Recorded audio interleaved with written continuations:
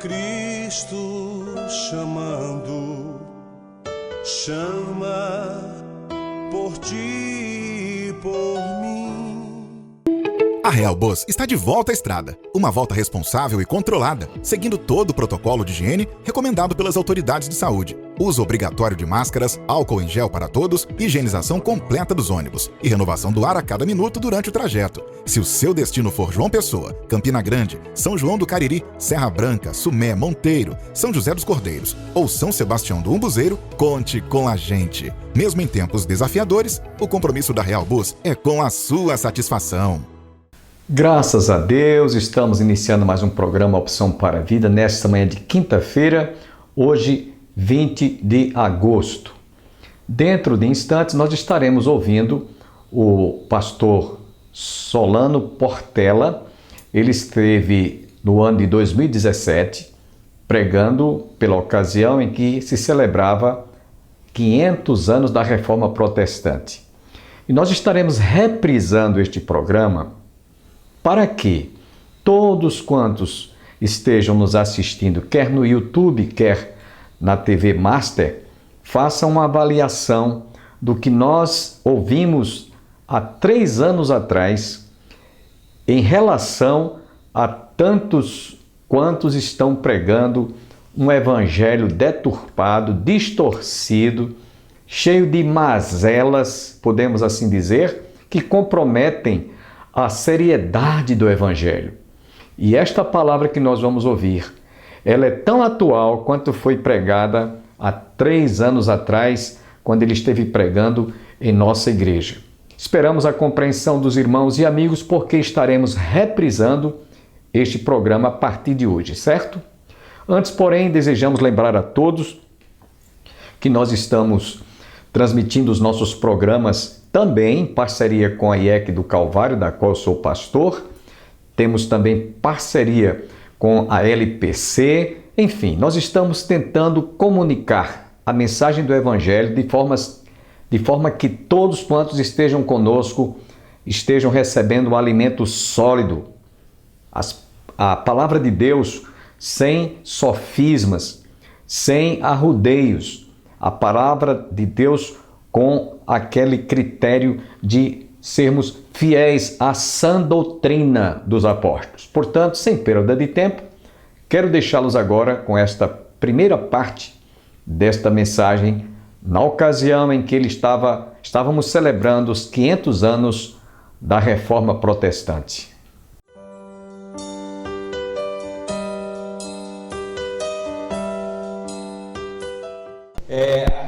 Século XVI e a evangelização.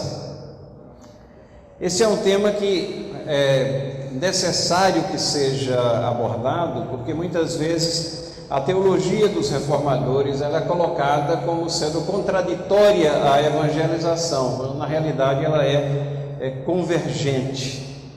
E é muito importante que nós entendamos. E para que haja um entendimento pleno, é necessário que a gente faça uma abordagem ampla do que é um Deus soberano e de suas interações com o universo, com as nossas vidas, com a sua igreja, e particularizando essa questão na salvação individual e, consequentemente, no nosso papel como arautos de Deus, como aqueles que devem levar a palavra de salvação ao mundo que está em trevas. Todas essas questões estão abrigadas na teologia dos reformadores, e o contraponto é exatamente a salvação pelas obras, que era o que estava sendo pregado, proclamado, a distorção que havia antes da reforma. E ontem na noite nós tivemos a oportunidade de examinar tudo aquilo que aconteceu antes da reforma. Havia uma distorção grande das principais e cardeais doutrinas da palavra de Deus, principalmente porque a tradição humana havia superado as Escrituras. E o trabalho dos reformadores, que nós damos início a isso como Martinho Lutero, pregando suas 95 teses lá na Catedral de Wittenberg, é a remoção desse entulho para chegar até a palavra de Deus. Então, um dos conceitos mais estranhos, mas que renitentemente tem aparecido ao longo da história, é que a reforma do século XVI criou novas doutrinas. Novas doutrinas surgiram ali. Isso é um conceito errado, porque os reformadores foram caracterizados por olharem para trás, olharem para as Escrituras e redescobrirem nas Escrituras verdades divinas, doutrinas cardeais que estavam soterradas por séculos de tradição humana, gerando então ideias erradas sobre o que era a verdadeira religião, a verdadeira religiosidade. Martin Lloyd-Jones chama a atenção num livreto que ele tem, relembrando a reforma, de que os reformadores fizeram exatamente isso, olhando para trás, foram redescobrindo aquilo que Agostinho já tinha descoberto e que estava lá nas cartas de Paulo e nas palavras de Jesus.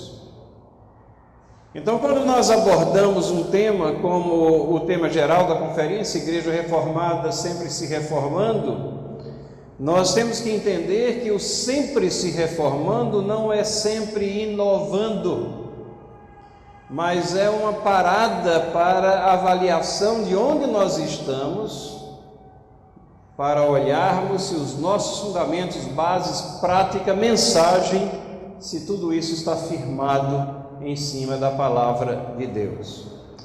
E o tema que nós temos que falar nesta noite é evangelização. E eu disse que quando nós falamos em evangelização e doutrina reformada, não tem escapatória, nós vamos ter que cair aqui numa doutrina que é uma das doutrinas mais difíceis, porque ela é característica da doutrina dos reformadores, principalmente naquilo que foi representado pelos escritos de João Calvino.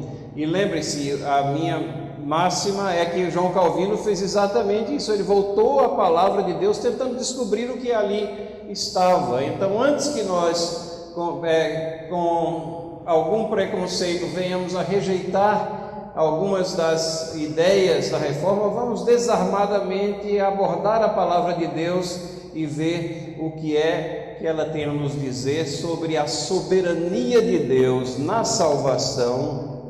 Ou seja, esse nome que muitas vezes a gente foge dele, predestinação, mas ele expressa a soberania de Deus na salvação.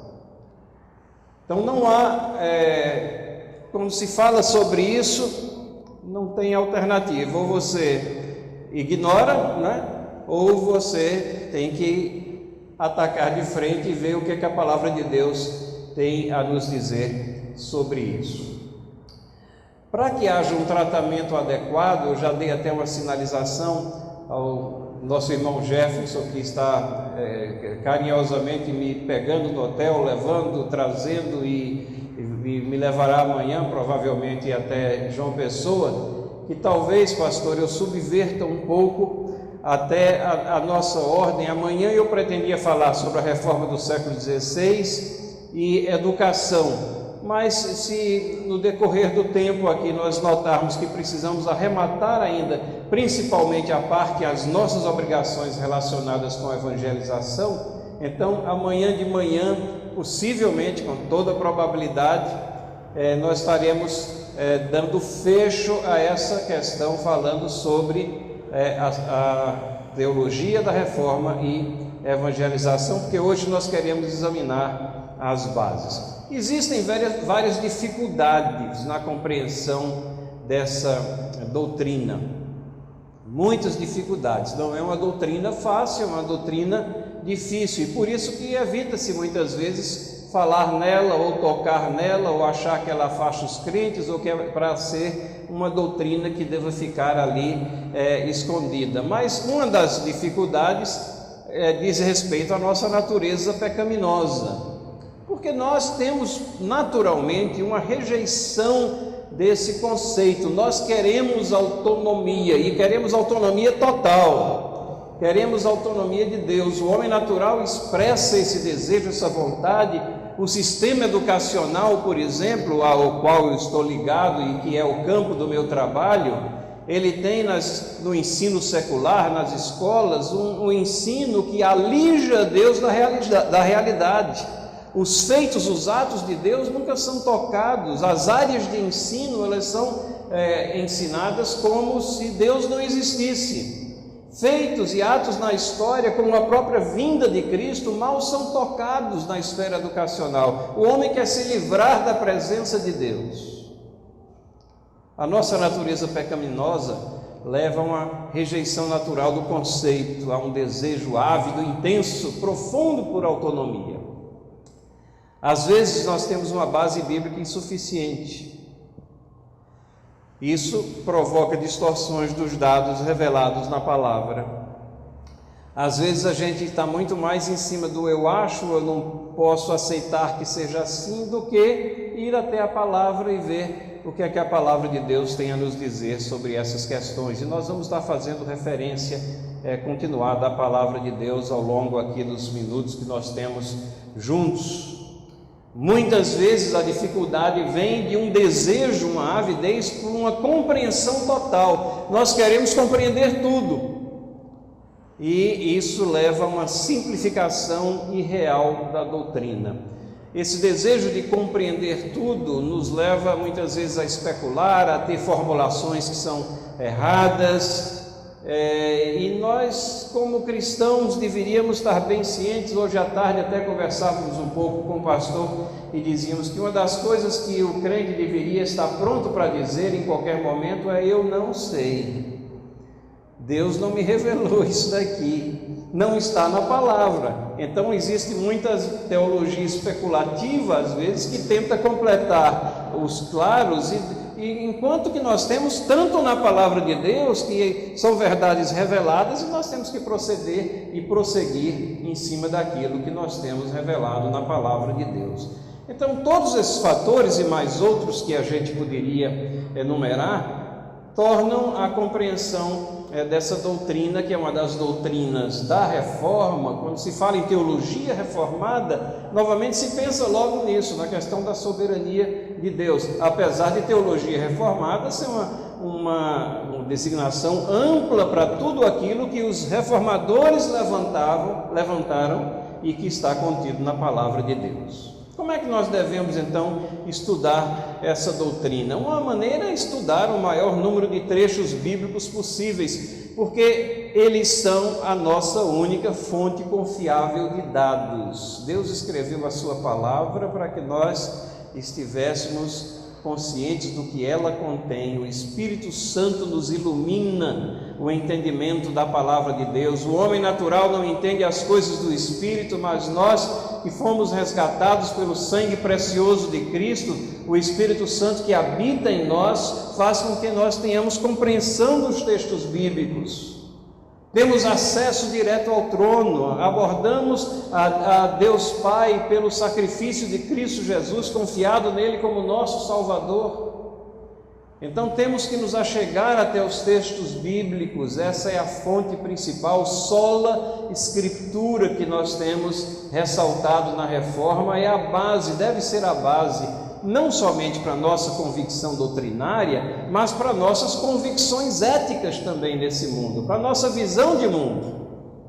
Quantas coisas nós formamos a visão, nossa convicção, em cima do que a sociologia diz ou do que a psicologia está levantando, e esquecemos de ir até a palavra de Deus, e é lá que nós devemos, como povo de Deus, formular a nossa compreensão, nossas convicções. Então não podemos seguir a nossa intuição, mas devemos entrar desarmados, e nós devemos nos render às Escrituras. Devemos também considerar o testemunho histórico da igreja. Como é que essa doutrina tem sido entendida ao longo da história da igreja? E devemos fazer tudo isso com uma conscientização de que o nosso propósito nesse mundo é glorificar a Deus. Tudo mais está subordinado a isso. Não é exaltação da pessoa humana, não é a minha felicidade, não é a sua felicidade. Essa é uma inversão de valores que o mundo coloca. A nossa felicidade, Deus quer ela, mas ela é um subproduto, uma consequência dessa conscientização da glorificação a Deus. Não é sem razão que o propósito do homem é colocado no Catecismo de Westminster como glorificar a Deus e gozá-lo para sempre, desfrutar desse entendimento para sempre, ser feliz nesse entendimento, firmado em Deus, firmado em seus princípios. Então, quando nós abordamos a Deus, a palavra, a Bíblia, quando nós abordamos a Bíblia dentro desse entendimento, sobressai-se na Bíblia, e creio que a maioria dos cristãos não teria dificuldade em admitir que Deus tem um plano. Deus tem um plano. Está lá em vários trechos na Bíblia, como, por exemplo, Jeremias 23, 20, que diz assim: não se desviará a ira do Senhor até que Ele execute e cumpra os desígnios do seu coração. Nos últimos dias entendereis isso claramente. Isso é uma referência profética também à igreja neotestamentária, que tem a vantagem, nós somos igreja neotestamentária, que temos a vantagem de ter a Bíblia completa e lê-la com a vantagem da história e compreender cada coisa que estava acontecendo e como Deus estava magistralmente regendo a história, executando esse plano. Na noite de ontem nós tivemos a oportunidade de falar sobre as condições antes da reforma. Mas antes disso, nós fizemos referência ao que aconteceu antes do nascimento de Cristo, como as condições, os impérios, a linguagem, elas estavam todas sendo preparadas por um Deus que é soberano, que rege a história. A história não é uma sequência de fatos aleatórios, mas ela está sendo regida por Deus, ao ponto em que a palavra de Deus nos fala lá em Gálatas que, vindo a plenitude dos tempos, Deus enviou seu Filho.